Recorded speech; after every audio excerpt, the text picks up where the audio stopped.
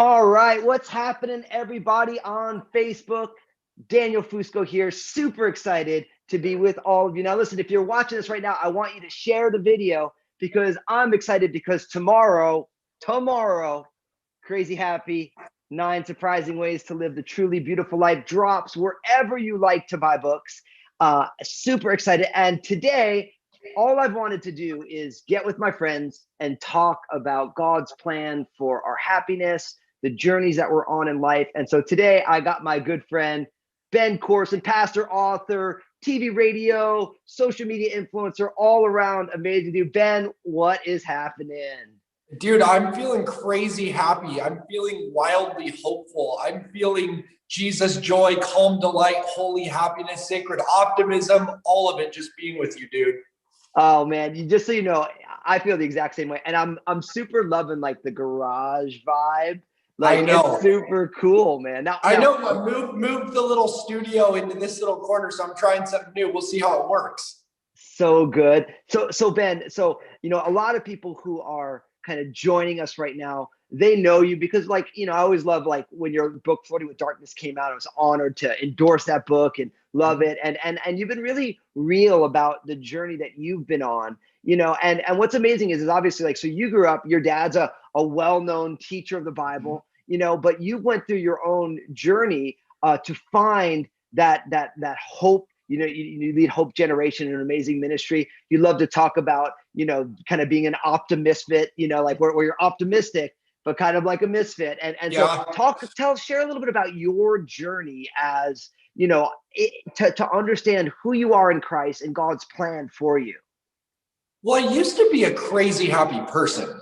Like I used to be an optimistic misfit in high school. Like we would go to the Indiana Jones ride at Disneyland and like drop figs and little twigs on people and run away from security guards. I remember literally jumping over a security guard once because I was coming from like a higher level when I was running down from the Indiana Jones like top of the building, and I jumped over him. And like there'd be fireworks at night, and we'd say, "We're under attack." When fireworks would happen, people would get freaked out because they would hear the explosions. And I mean, we were just we played pool basketball, and I got in a car chase once. And so I actually got in a car chase. Me and my friends were in my Jeep, and we squirt gunned the guy next to us, and he got so angry that he chased us in his car. So I mean, it was kind of Christians gone wild, like I never tasted alcohol or like cussed or anything. So in high school, it was just our way of partying, at a Christian school. But after that, when I was in my senior year of high school, I entered into the ministry and became a pastor. And I went through a 10-year bout of chronic depression. And I saw this stark juxtaposition against this crazy happy season and this just stark depression where it felt like ministry was miserable to me. Like, you know what I mean? It was just like, it wasn't my vibe. Kind of Saul's armor, sit in an air-conditioned room, answer emails from parishioners who were ticked off that the music was too loud on Sunday. Like, it just wasn't really fitting what I felt made to do. So when I turned 28, Daniel, I got back to this crazy happy lifestyle, this Macarios that you talk about in your book, this blessedness. When I realized I'm going to be an optimistic misfit, I'm going to go back to who I truly am. I'm going to skate. I'm going to have joy. I'm going to have friends. I'm going to have fun. And I'm going to have a whole new way of doing ministry. And that sort of introduced me to this blessedness that you talk about in your book. I love it. Now, talk a little bit about that journey, because obviously, some things went on in order to kind of help you pivot. Now, was it that you just kind of realized along the way that doing it either, the world's way or, hey, this is what ministry is, that it ended up being unfulfilling for you as a person? Mm-hmm. That was one of the things. So I'm just going to go like kind of through a rapid list. Number one, I did the 10,000 hour rule during those 10 years of darkness. So a lot of it was just behind the scenes grinding and reading, studying, preaching for 10,000 hours, literally 11,073 hours in 5 years. It was just a lot of hard work. And so one of the things was when I was 28, God started bringing my dreams to pass. It was shortly after that, you're on the Hillsong channel. That stuff started opening up for me. And started writing books and just started really feeling like I was able to create my own niche and really live out my calling. Paul had a vision that he would speak to Jews, Gentiles, kings, what great things he must suffer. And he said, I've not been disobedient to the heavenly vision. So part of it is just realizing that God turns reality into dreamality, that we have nightmares and dreams, but we conquer our nightmares because of our dreams. But another part of why I got out of depression was because of my friends. You know, I'm a big believer in friend ventures with God and squad. And I used to think, well, you can't really skateboard and like jump kick at the Matterhorn and in Switzerland, and like you can't like jump off stuff and, you know, grab onto a car while you're skating if you're a pastor. And then I said, but honestly, like I don't care anymore. Like I'm just going to. And the weird thing is people started reaching out to me and like they wanted that lifestyle for themselves. They wanted to see that you can walk with God and have fun. So I think my friends were really big in pulling me out of a lot of the traumas that I had been through and showing me what adventures with God and squad look like. And that was massive in teaching me this crazy happy life. Well, and I love what you're talking about because, and this is becoming like a theme in this season. And I want you to speak about this a little bit because one of the things that I've been saying a lot lately is that grumpy Christians are bad missionaries. You know, like nobody ever said when they saw someone who is kind of grumpy or angry or frustrated or kind of, keyboard warriors, commenting down on people. Nobody ever said, man, that person is so miserable. I want to know about their Jesus. I know. So, and you're one of those people who there's no doubt that the way that you're kind of getting at life is like, man, you trust the Lord and you're walking with him. You're walking by faith. You're taking big steps of faith and you're just learning how to, in the street level ways of life as a pastor and as a speaker and as an author and, all that you have going on, you're just, faithfully keeping on. But at the same time, there's a great joyfulness. There's that crazy happiness that I like to talk about that's rooted in Jesus, but you're having a blast in the midst of it. And so talk to me a little bit about that. Like, how are you trying to help people to take those steps to really be joyful? It's the fruit of the Spirit, right? And no doubt when someone's joyful, someone's like, hey, what's up with that person? Yeah, I mean, you talk about it in your book, the fruit of the Spirit being love and joy correlating with the Beatitudes. And even in your subtitle, you use the word beautiful in the subtitle, which comes from, and that was very genius, the Beatitude, beatific, beatus in Latin. It's beautiful. And I think that one of the things that I started discovering is that we don't need any more Christians who look like they got baptized in lemon juice, like they got baptized in prune juice. You know what I mean? Like honestly, dude, so many times, and I used to do this, so I'm guilty. Like Christians look like they just ate bad Chinese food. It's like, dude, like lighten up, man. And I think that there's this verse about Jesus that's so good where it says he was anointed with the oil of gladness above all his fellows. And people will say, well, yeah, but he was also the man of sorrows. Well, in what context? Isaiah 53 was talking about his suffering on the cross, Gethsemane, hematoidosis, beard plucked out, crucifixion. So of course you're going to be the son of sorrows when you're going through that. But even in that context, Hebrews 12 says there was joy set before him even when he was the son of sorrows. But his overall life was, John the Baptist is playing the funeral lyre in the marketplace, and you don't mourn. I'm playing pipes, and you won't dance. I love how Jesus was ticked. He said, I've come eating and drinking. John came back, I came eating and drinking, playing the pipes, and he got ticked that they wouldn't dance. So like Jesus kind of had this anointing with the oil of gladness lifestyle. And Daniel, that's why I'm so glad you write about that in Crazy Happy, because the fruit of the Spirit should bring joy. And here's what joy means. Joy, you know what I mean? And you really represent that. A crazy happy, a wildly hopeful lifestyle. Well, and thanks so much for saying that. And I mean, I think that's kind of what, in this cultural moment with all that's going on, obviously 2021 coming on the heels of 2020, but things aren't really different yet. Things are opening up in different ways as it relates to the pandemic. Some places aren't. I know just today, as we're recording this, in my community, they moved us out of phase 1 into phase 2, which means we can actually go sit in a restaurant again, and so they've had us out of restaurants. I was laughing because they had us actually sitting outside in a tent, but the tent's got all 4 things. So I'm outside, but I'm still inside, but it's not being inside, and we just had here, over a foot of snow in Clark County, which we love, but it's like, and we've been inside for a bunch of days. We weren't able to hold church services on Sunday because it's funny, is they don't have any salt for the roads here. I'm from New Jersey. So unless like I got my driver's license and there was 7 inches of snow the next day and I was out driving in it in my 1973 Carmen Ghia, my orange Carmen Ghia. But now it's like I can't even be on the roads right now or else I'd be bad. So like with all that's going on, I just think this idea of exploring, like, what is God's definition for our happiness? Like, we're talking about Jesus.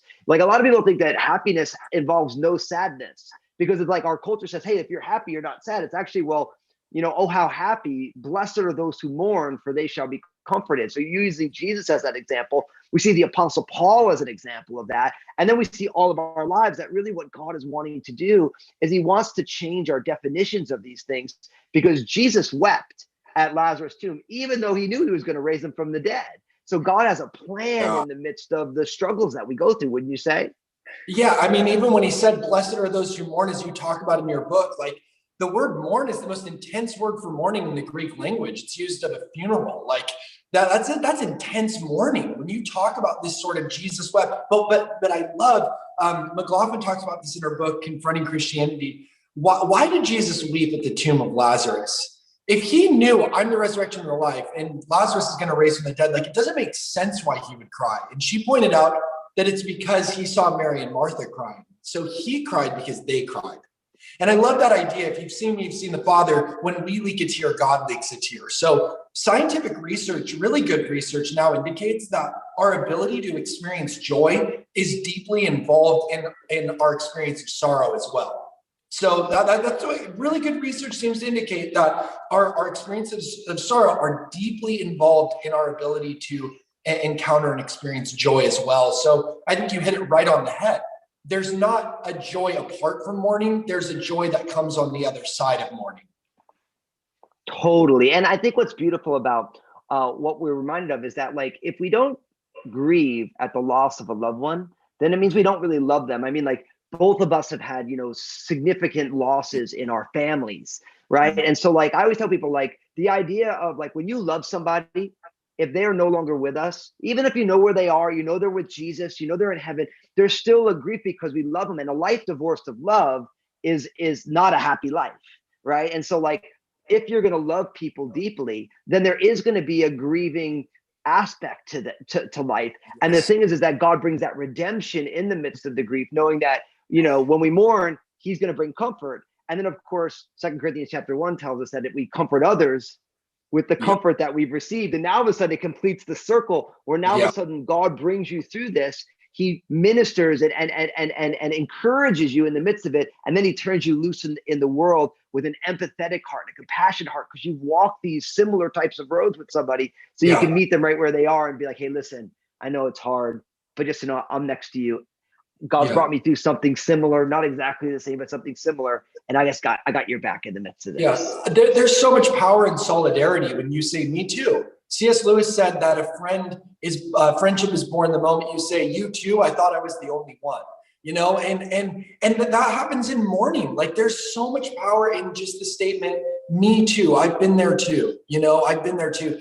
And here's what's interesting: why do we mourn as a culture so demonstratively when Princess Diana or Kobe Bryant dies? We didn't know them, but why is there like this visceral, molecular, atomic mourning that happens? It could be because we're really bad at mourning our own individual losses. Like, at funerals, if a family member dies, we might leak a tear and say, I'm sorry, I'm having a hard time holding it together. Whereas in the Middle East, they'll dress in black for 40 days and throw their body on the carcass of their loved one wailing. And we say, well, how barbaric, how antediluvian, how primordial. But what's actually happening is they realize that grief is not supposed to be suppressed, but expressed. And when they do that, they have a cathartic therapeutic release and outlet for their grief, whereas we just keep shoving it down. So when these iconic figures die, it's an excuse for us to then let it out again. So I just think that you're right. You're right on the money there. There is power in really giving room to mourning, and that can lead to this crazy happy lifestyle on the other side. So good. So Ben, I know that, you know, we're just about out of time, and so I want you to share, what is one of your big hopes for the people of God in this season of life? Maybe something that you're sensing from the Lord, or something that you're like, I really believe that this is something that God has for us in this present moment that we're living in, as we're stepping on out, simply responding to Jesus and seeking to follow after him. Fusco, if you and me couldn't write books, if there could be no more mini movies, if we could do no more TV show, if we couldn't preach, let's say all Christian books, movies, sermons, YouTube links, Facebook posts were gone. And the only way we could preach the good news was by the way that we loved one another. How much would that raise the stakes? Jesus said, the world will know you're my disciples by your love for one another. And that's really my heart for this new season. There's so much screeching going on, and so much anger and partisan, divisive, warring and wrangling and striving, that my heart is that we would understand that love hopes all things. And if we want hope, if we want crazy happiness, it's the way of love, which is the first fruit of the Spirit that you talk about. And that's really my heart for this new season, for the church, for us to just show the world, just like the New Testament church. They didn't have the New Testament. You know what I mean? They didn't have YouTube links. They just had to love people like crazy. And that was one of the chief ways that they preached the good news. I think that's what we need to do in this next season. And it will lead to happiness. It will lead to joy, because it's all about love. I love it. So Ben, if people want to find you off of my Facebook page from this, where can they connect with you in the world, the interwebs, the whole thing? Tell them. Yeah, so you can just go to my Facebook page. It's at Ben Courson HG, or you can just go to bencourson.com, and that has all my information there, and you can find all the stuff there. So good. Well, Ben, thanks so much. And everybody, listen, my book, Crazy Happy, 9 Surprising Ways to Live the Truly Beautiful Life. It drops tomorrow. And listen, I wrote this book, and I was so grateful. My buddy Ben, he endorsed the book for me. But I wrote the book in a way that anybody, no matter where they are on their spiritual journey, it's a conversational book. It'd be like just me and you sitting down, having a cup of coffee, just kind of talking back and forth about who the Lord is, God's plan for our happiness, and as Ben just ended by saying about how but we should love people. And in the book, I link the first beatitude, blessed are the poor in spirit, for theirs is the kingdom of heaven, with the first fruit of the Spirit. The fruit of the Spirit is love. And I make the case that the only reason we don't love people is because we're proud.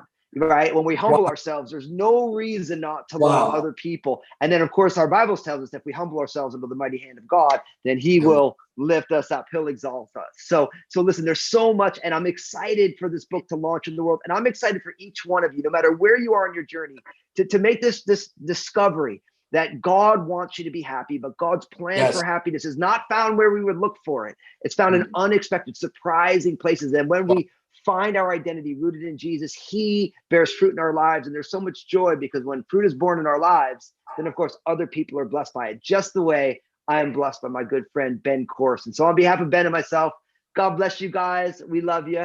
We'll see you soon.